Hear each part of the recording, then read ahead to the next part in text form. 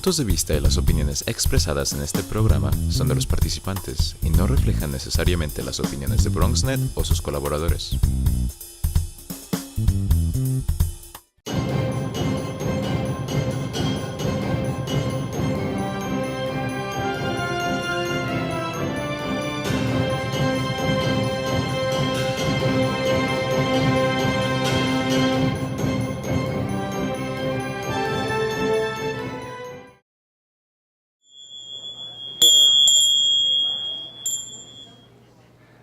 I've been waiting to find a place to use these. Thank you. Good morning. Welcome, everyone, on a sunny day. Last year it was raining cats and dogs. On a sunny day, welcome to our 4th annual Restorative Practices Transformative Justice Conference. You're very welcome. Glad to have you at Lehman College.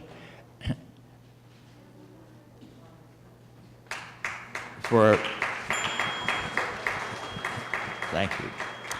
It's my honor and privilege to introduce our president, Jose Luis Cruz, who brings a substantial record of academic excellence. By the way, he is a professor of physics and commitment to social equity and justice. Like you, we now know by the president's actions that he has the courage and determination and the fortitude to make transformative changes to support the improvement of the quality of lives of our children, our youth, our adults, our schools, and our communities. President Cruz.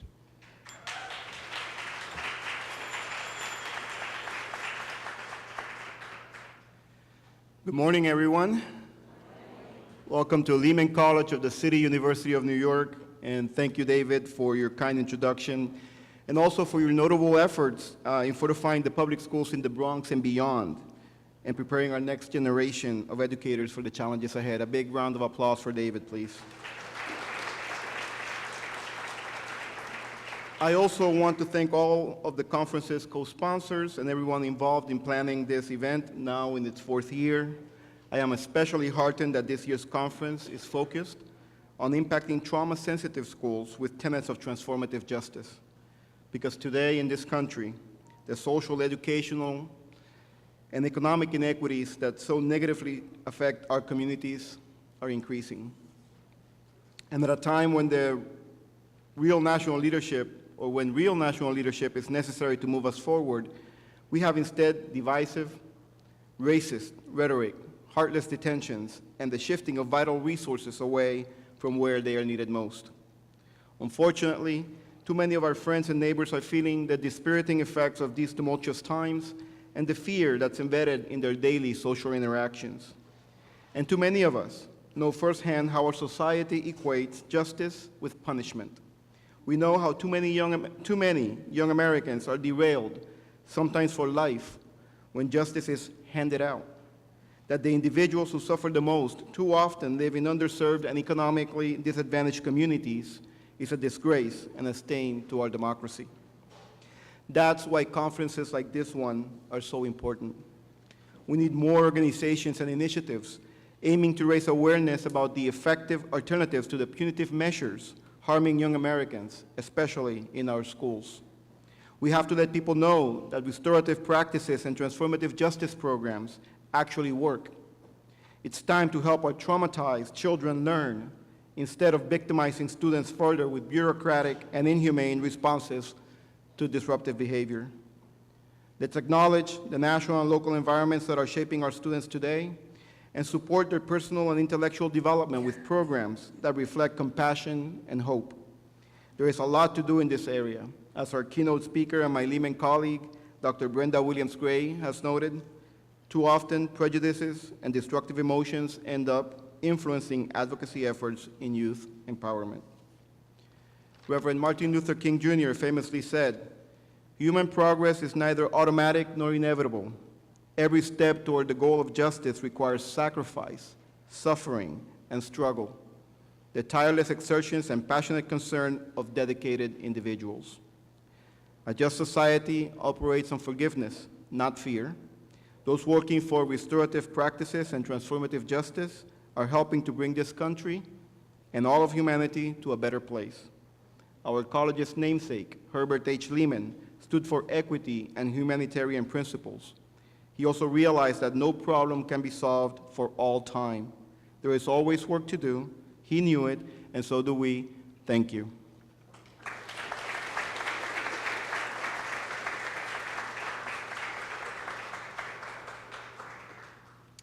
Good morning, everyone. I am Professor Sherry Deckman, and on behalf of Professor David Fletcher and the Conference Planning Committee, it is my privilege to introduce Dr. Brenda Williams-Gray, an associate professor here at Lehman College in the Social Work Department, where she also serves as the undergraduate Social Work Department Director.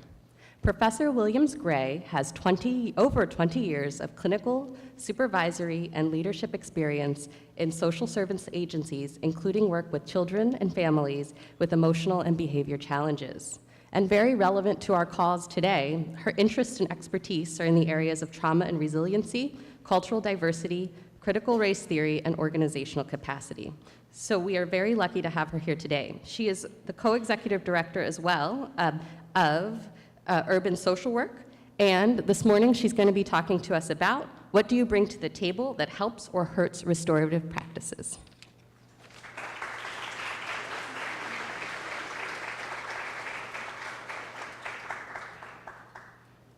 Good morning. The hardest part of this is navigating this with this and still looking at you, so I'm going to try to move around. We have a fabulous president. He's actually a hard act to follow, but he is passionate and he's mission-driven, and it's wonderful to be at Lehman here at this time. I am in our social work department, and I think social work and restorative justice go so hand in hand. So I am going to see if I could navigate the machinery. And I'm apologizing to having my back to you. Let's see. What do we bring to the table that helps or hurts? Did you look at the program today? The program is fabulous. It's actually fabulicious, which is the plural of fabulous. There are so many really good workshops and so much talent across disciplines that really speak to how you do what you do in relation to restorative justice. I'm not going to talk about that. I'm going to talk about what we bring that either helps or gets in the way, because the most important tool in restorative justice is us. We bring ourselves to the process, and if we don't really know who we are, we can really screw this up. Are you taping this? Because that's not in the lecture, so thank you. So cut that out. Sounds so unprofessional. Okay, so they told me if I do this, this would happen. I'm clicking multiple buttons. So you think that because they gave me a doctorate degree, I could, don't you know that the most important person in the room is the tech guy, and now he's gone? Okay, so we're going back to the old-fashioned way. Can you click? Oh, thank you. Okay. Okay, ready? Yes. Okay, so you all know restorative justice principles, but you can't start a conference on restorative justice and not mention them. The whole idea of reconciliation versus punishment. So I want you to think of the places that you work that do and don't do that. Healing over retribution. We like to think that we want people to heal, but deep down inside, we got a little bit of that punishment going on and giving voice, okay? So I have the citation here. The other thing is that a lot of the learning communities, these are the core principles. Safety. So I want you to think about how do we manage safety and respect when we have kids coming into buildings that they have to go through metal detectors as if they're criminalized. Just keep that in the back of your mind. Mutual respect really goes to how we listen and how we speak to folks.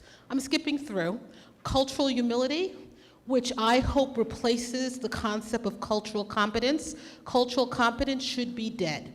Cultural competence means that you're good at knowing culture. Doesn't say anything about what you know and who you're speaking to. Cultural humility says you're open to hearing about how other people experience their own existence.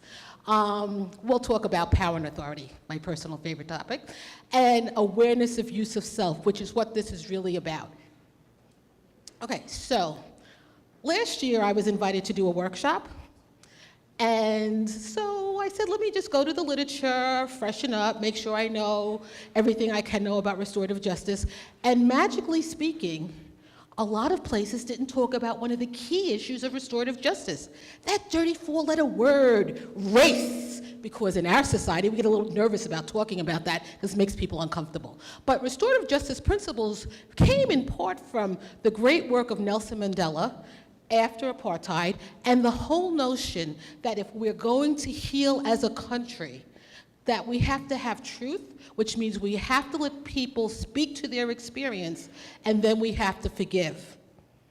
What a notion. We have to say it out loud, feel the pain, not walk around it, not avoid it, not right angle it, but walk through it, and then maybe we can join. A really powerful concept, and I'm sure there's tons and tons out there about whether it's worked or whether it hasn't, but the idea that it was on the table says something. So restorative justice, when it wants to, really puts attention on the impact of racism. And of course, we know there are other words we get to substitute and add in addition to racism, which we'll do in a few more slides. So, on a macro system sense, where are my social workers? Yay! On a macro system sense, in social work, we talk about big picture, which is the forest. We talk about microsystem, which are the trees, okay? So restorative justice on the larger scale is about peacemaking. But on the smaller one-to-one scale, it's about the relationship. And the relationship is the key element that most of our conversation this morning is going to be about. And clearly, the Social Work Code of Ethics, one of our primary focuses and principles besides service and the dignity and worth of people and competence and integrity is social justice. So I think that many here who are educators, where are my educators? Where are my students? Who did I leave out? Let me hear. Say it louder. Parents? Parents? Yes. Excellent. I heard school psychologists. Excellent. So I think that in many ways, we share a value of social justice or you wouldn't be in the room. Yes. Okay. So we have some assumptions. If you're going to be culturally responsive in your work with youth, that means you have to be self-aware about your own implicit biases and prejudice. So we're the good people. We're here at 9 o'clock on a Friday morning because we think this is important, because otherwise we would not be here at 9 o'clock on a Friday morning. So we're the ones who want to do well for folks. So that gives us sometimes this idea that we don't have the same bad stuff as those other people. But it turns out that we all bleed red, we all have pain, we've all had traumatic experiences, and that feeds some of our biases and our prejudices. But because we mean to do well, sometimes we push them down and act as if they don't exist, and then they seep up and get in our way. So part of what I want to say is we've got to acknowledge the fact that we have biases. And if we acknowledge it, it will improve our capacity to really embrace restorative justice. So this conversation is going to ask you to look inside instead of outside. The president did a really great job of talking about the current sociopolitical climate, way more gracious than I would. And that's a reality that's part of our current existence, but what we are inside is the piece that we can control. So that's what we're going to talk about. Okay, can you skip that? Okay, so now you've got to find the little button. Okay, before she talks, I have to say the most inspiring, useful thing that I have heard in the entire year came out of this young lady's mouth. And even if you heard her before, I think her 4 minutes are worth hearing again.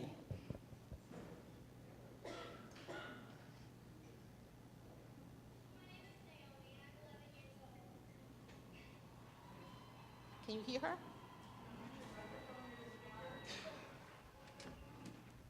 Me and my friend Carter led a walkout at our elementary school on the 14th.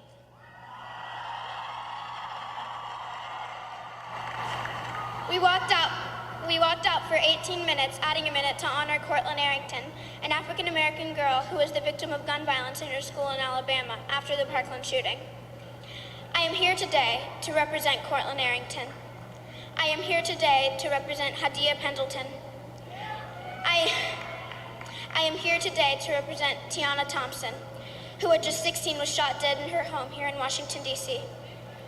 I am here today to acknowledge and represent the African American girls whose stories don't make the front page of every national newspaper.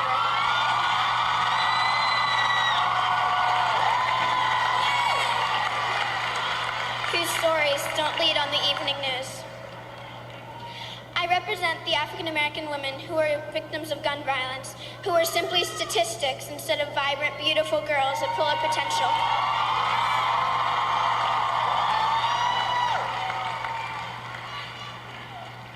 It is my privilege to be here today. I am indeed full of privilege. My voice has been heard. I am here to acknowledge their stories, to say they matter, to say their names, because I can, and I was asked to be.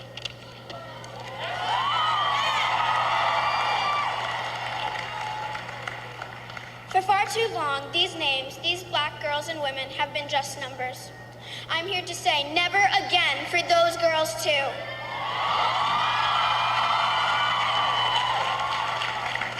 I am here to say that everyone should value those girls too.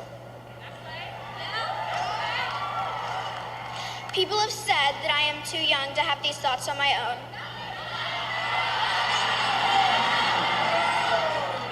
People have said that I am a tool of some nameless adult. It's not true.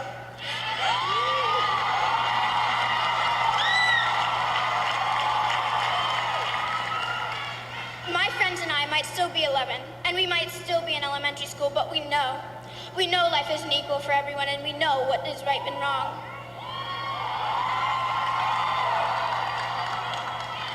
We also know that we stand in the shadow of the Capitol, and we know that we have 7 short years until we too have the right to vote.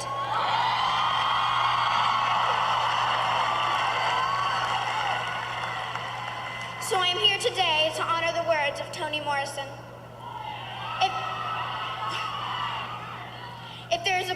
If there is a book that you want to read but it hasn't been written yet, you must be the one to write it.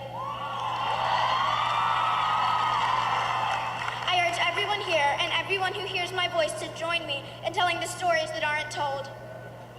To honor the girls, the women of color who were murdered at disproportionate rates in this nation. I urge each of you to help me write the narrative for this world and understand so that these girls and women are never forgotten. Thank you.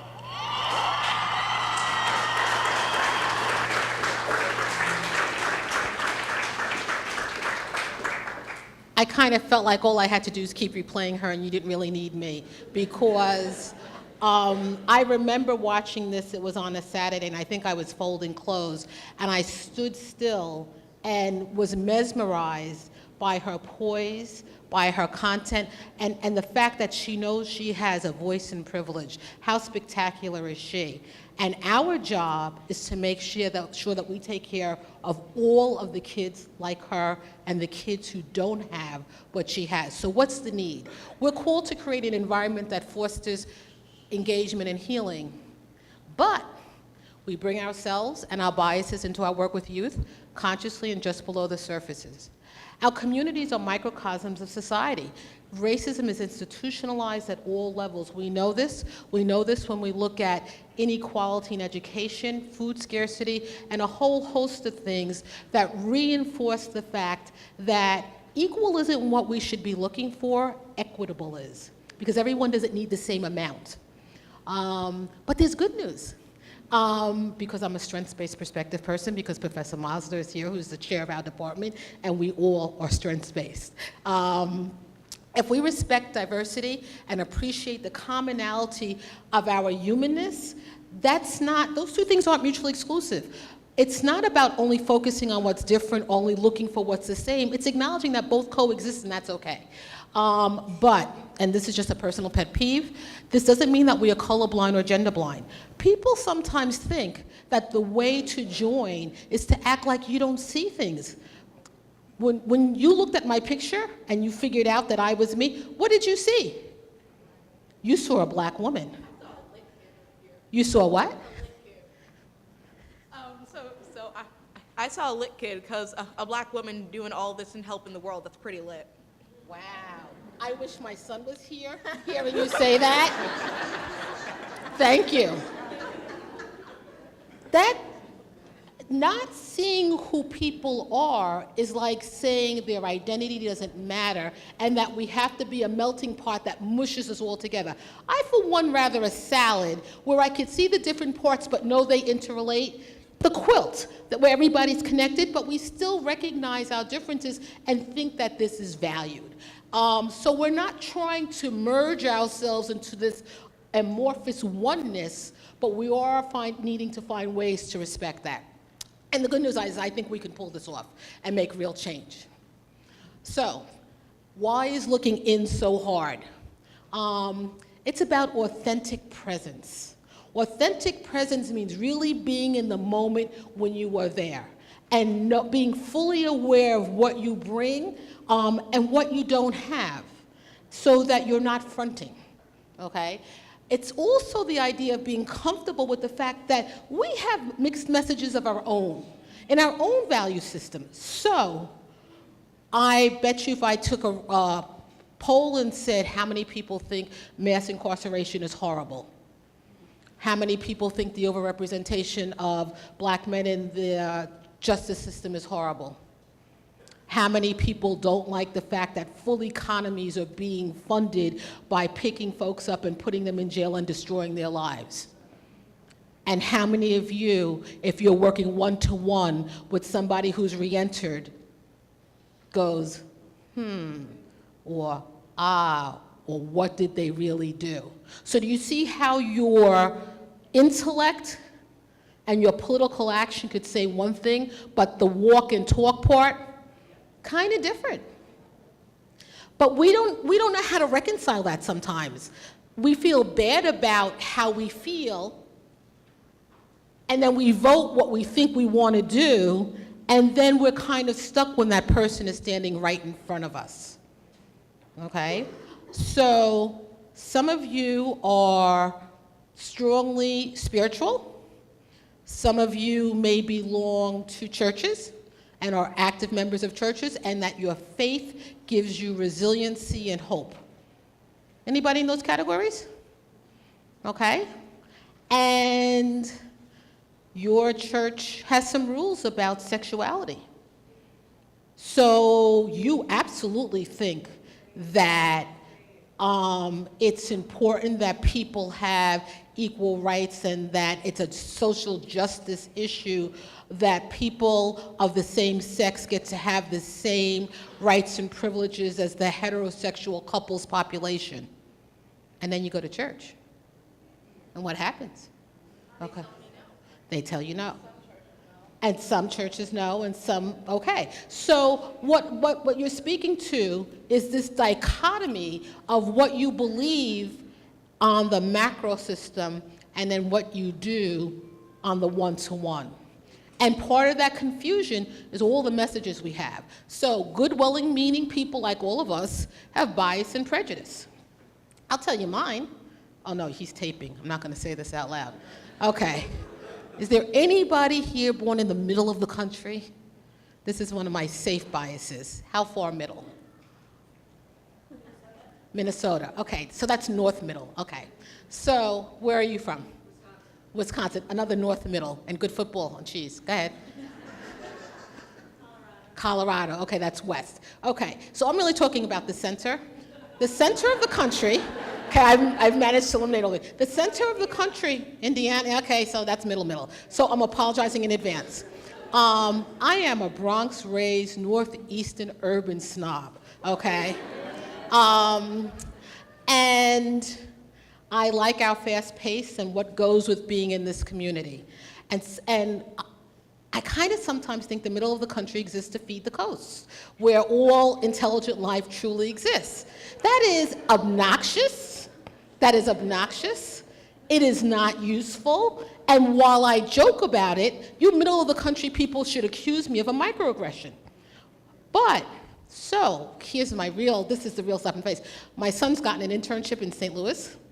My son is going right to the center of the middle of the country, where he has no skill sets for.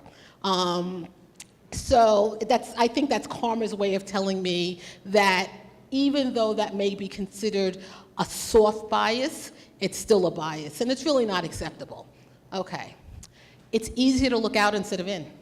It's just easier to look out at the things that other people are doing instead of looking in at the things that we do that create ways to undo the restorative communities that we want to do. Okay, so what are we up against? We're up against history and power. This country, for all of its fabulousness, which is the plural of fabulous, has a history of slavery, has a history of power and authority, has a history of the haves and the have-nots. What we did to the Japanese community during World War II, what we have done to Native Americans, what continues to happen in terms of the new Jim Crow. Or did you all think that when Barack Obama got elected, we suddenly had an awakening and racism was dead and the Ku Klux Klans died?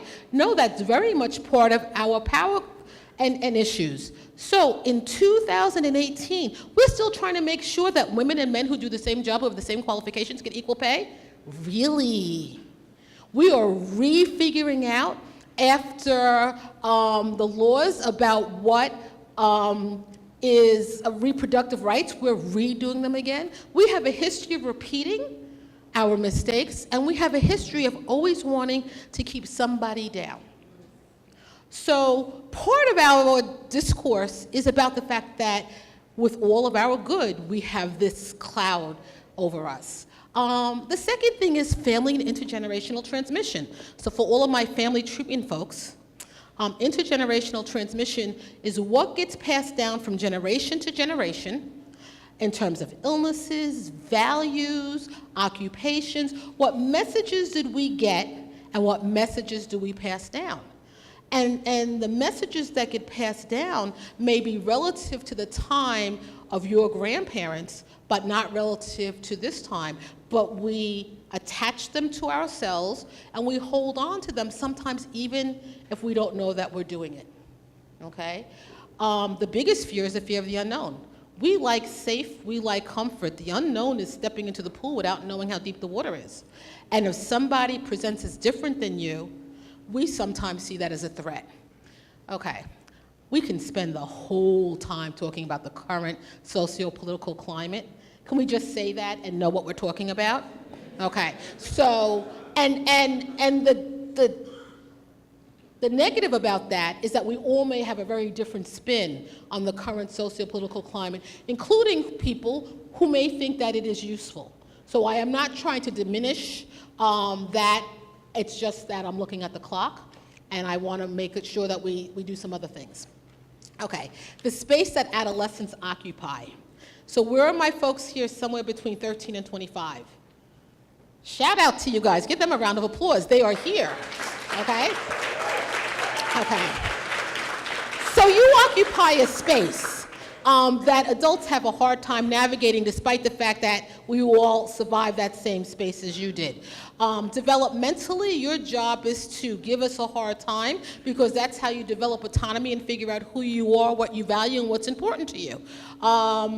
And you're doing it at a time where the country has all that current sociopolitical climate stuff going on, and you're still trying to navigate the relationships with your peers, with your family, and the existential question of who am I, and what do I want to do in the world? That's a whole lot of work. Quite frankly, being 16 is hard work. I think most people wouldn't want to have to revisit it, and even if you're having a good time, it's hard work. So we're up against those of us who are working to create these communities, all of this that influences who we are.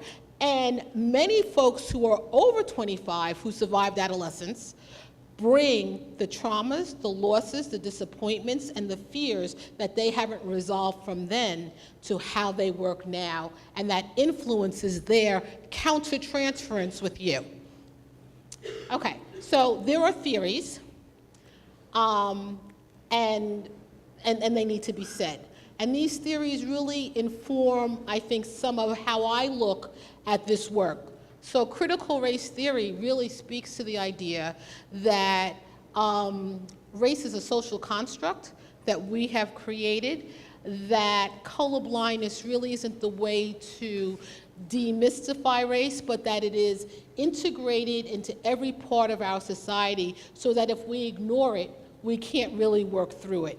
There's a lot of really good literature in critical race theory that could inform your knowledge of that if you aren't already exposed to it.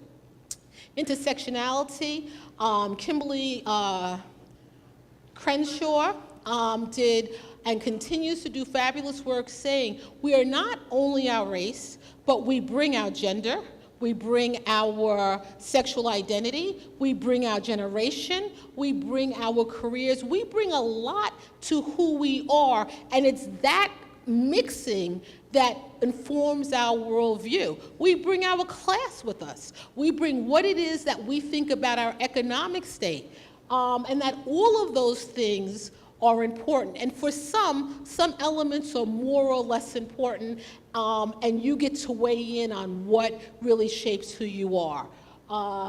Microaggressions. Microaggressions, those are those little diggy things that people do that don't come off as overt racist assaults or gender assaults or immigrant assaults, but they're those little that are people's way of letting you know you're less than or you don't belong or So I teach a diversity class and it ends at 9 o'clock at night, and I have a young lady from Russia, a young lady whose family is Ecuadorian, a young lady whose family is Nicaraguan and Puerto Rican, a young lady whose family is from Jamaica, a young man whose family is Jewish. I've got a really diverse, it's one of the wonderful things about working in CUNY. And they all answered the question about what kinds of bias have they experienced. And it didn't matter whether people were white, black, brown, or anything in between. Everybody experienced that, oh, you're in school? Oh, I didn't think that like Mexicans go to school, or can I touch your hair?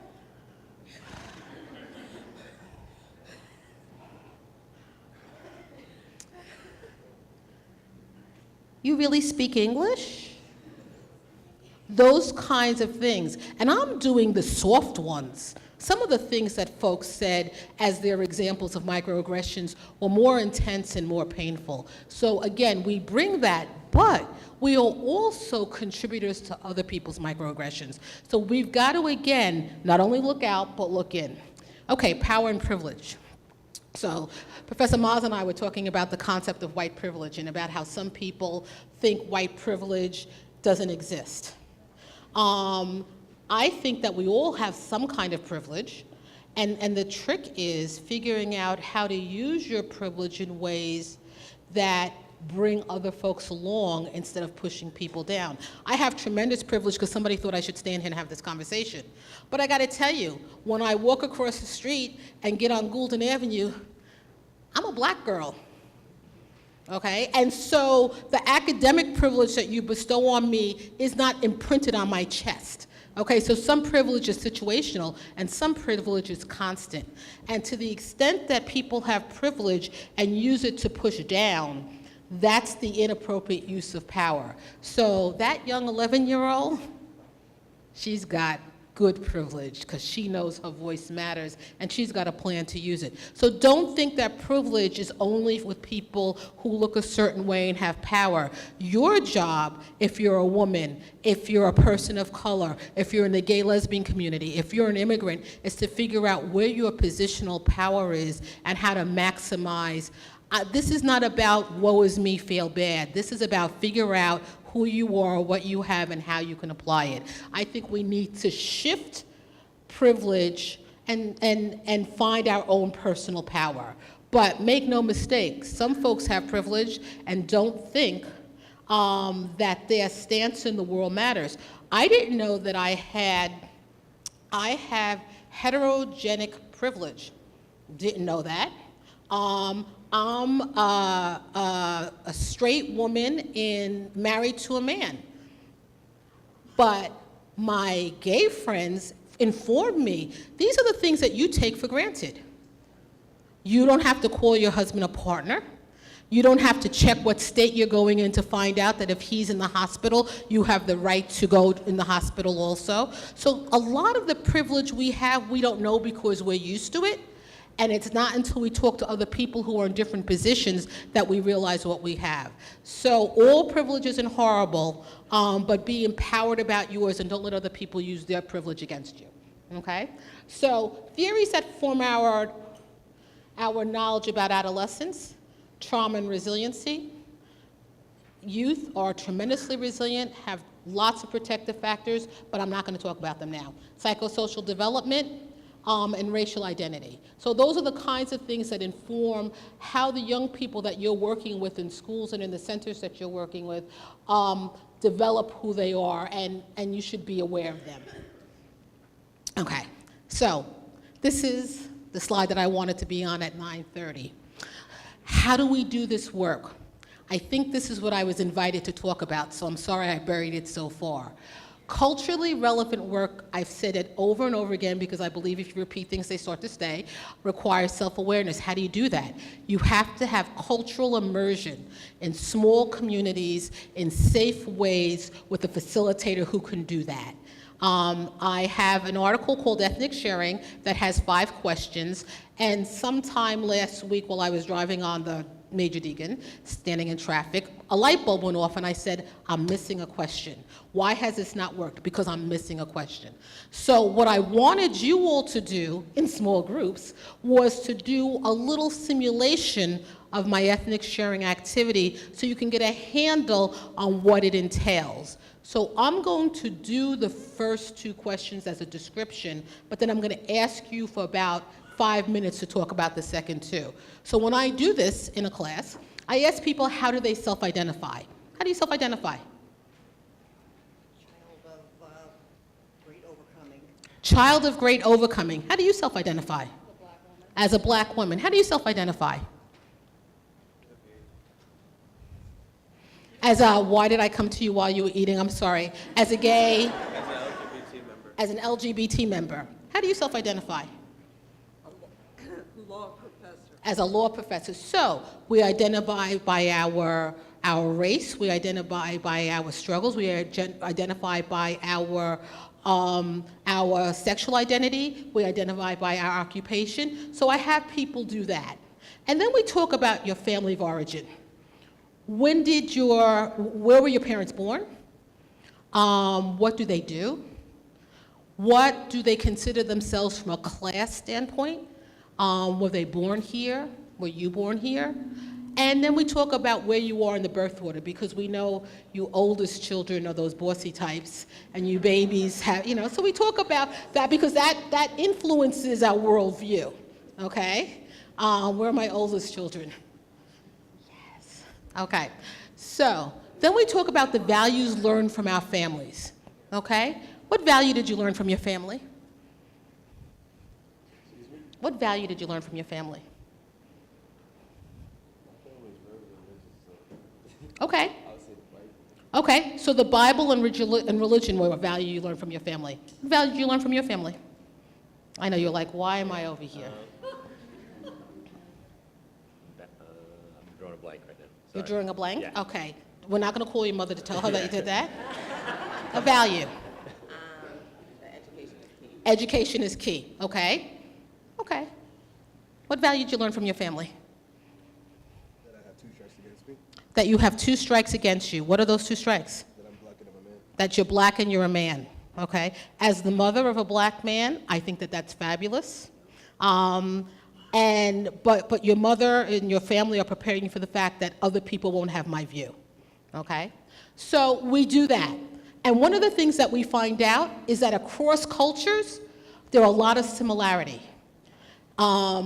And even cultures that seem very different oftentimes have similarities. So I have a student whose family is from India and a student who is a conservative Jewish person. And they both connected on the idea that both of their families have strong beliefs about how old they should be when they marry, who they should marry, and why aren't they married yet, okay? 2 very different looking people in my class, Very different cultures, some similarities. But part of doing this helps people realize what we have in common. So then we talk about cultural likes and dislikes. What people like about their culture, what they don't like about their culture. Okay, I'm moving around here. What do you like about your culture? Mm-hmm. Our resilience. Okay, and how do you define your culture? Okay. Let's see. Let me bother you. What do you like about your culture? They always make me laugh. They always make you laugh. And what's your culture? I'm Puerto Rican. You're Puerto Rican. Okay, good. What do you like about your culture? I love your hair. Mm-hmm.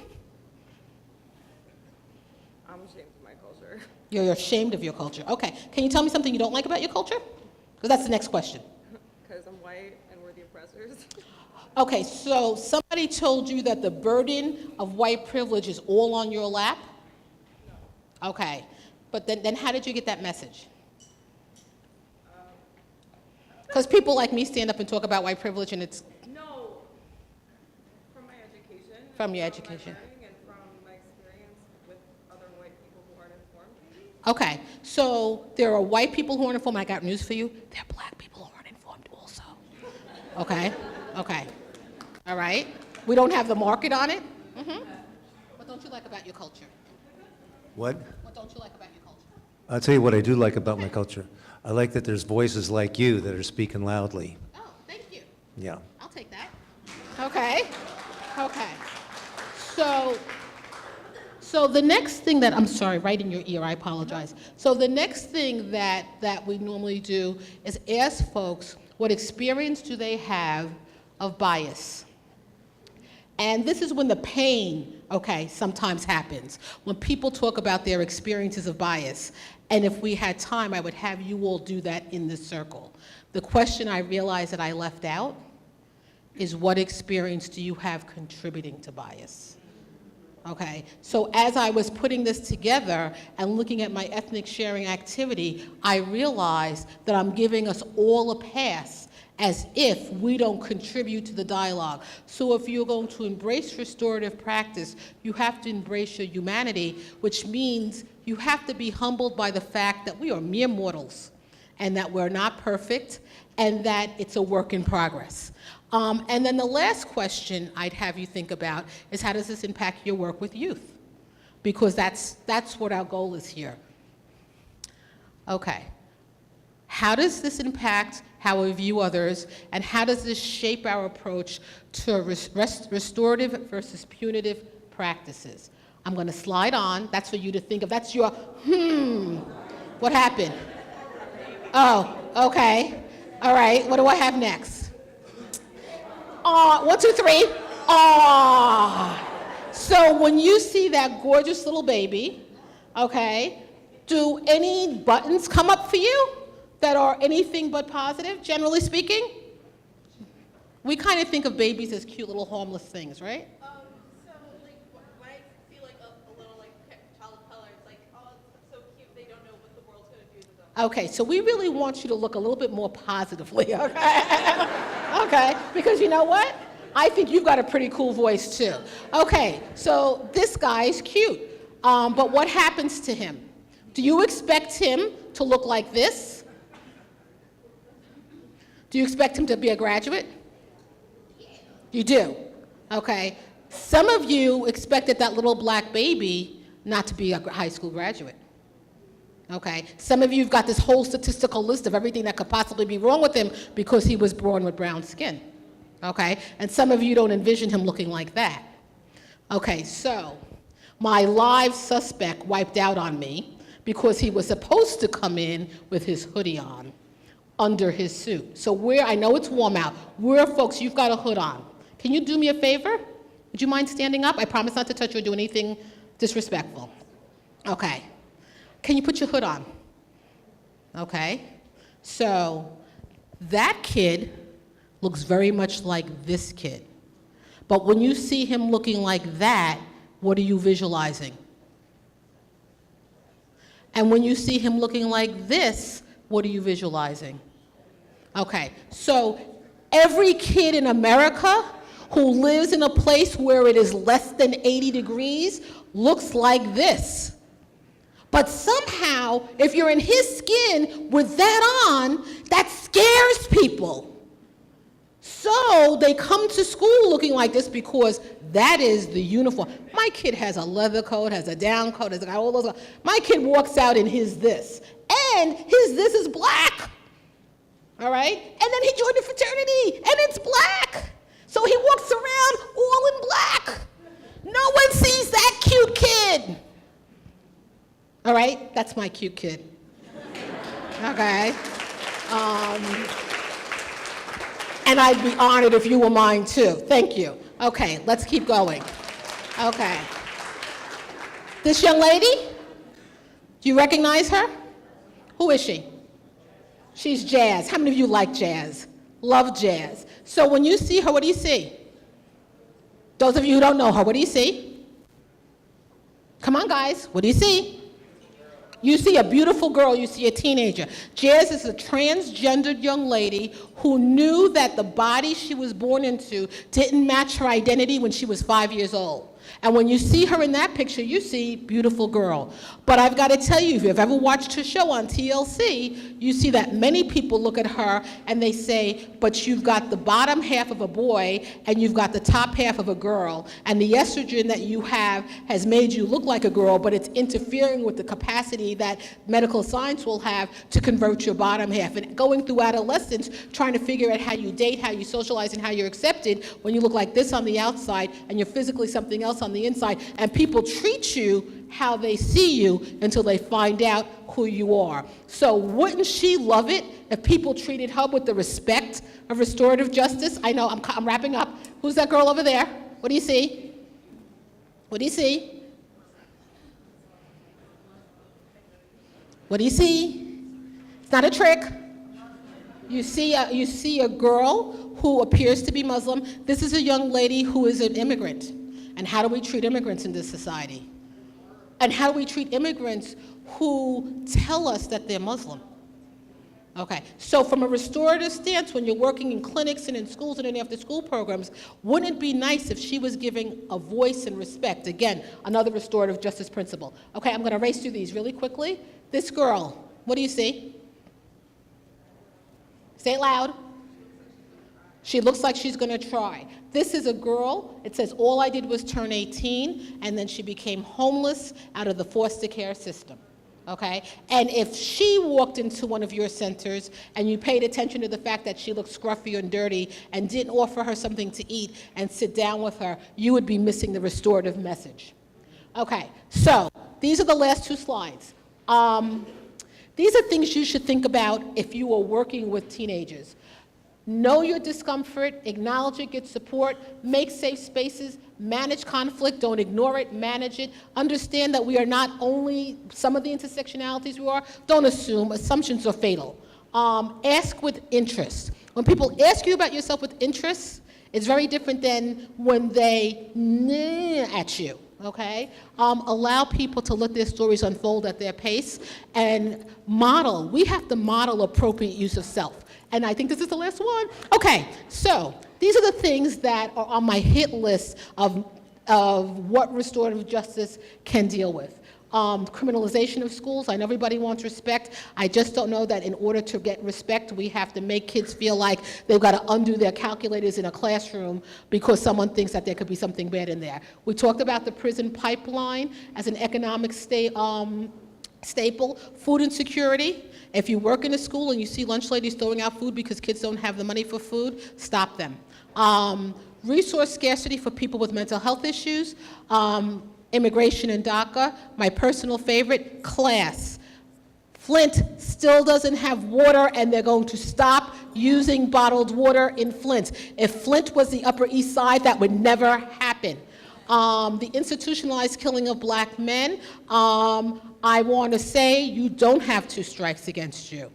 Okay? I want to say you have to be empowered to keep yourself safe, but you don't have to try. You've got something spectacular to offer the world, and they've got to be smart enough to hear it and see it.